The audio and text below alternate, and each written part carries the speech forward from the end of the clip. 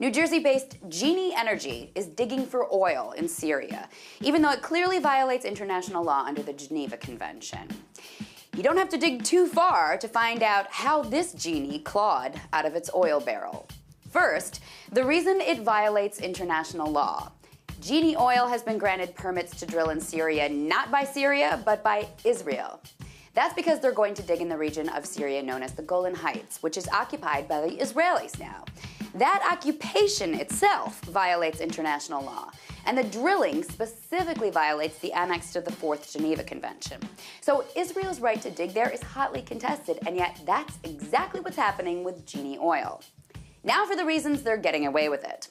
Heading up the effort is a man named Efi Item. He's a former Israeli military commander who has said in an actual speech, "We cannot be with all these Arabs, and we cannot give up the land, because we have already seen what they do there. Some of them may be able to stay under certain conditions, but most of them will have to go." So this anti-Arab Israeli is heading the charge for Genie Oil to drill in Syria. He makes for a powerful force to drive the drilling forward, but his cohorts are even more powerful. Because Genie Oil investors include none other than Dick Cheney, Rupert Murdoch, Lord Jacob Rothschild, ex-CIA Director James Woolsey, ex-Secretary of the Treasury Larry Summers, ex-Governor of New Mexico Bill Richardson, and other ex-members of American government.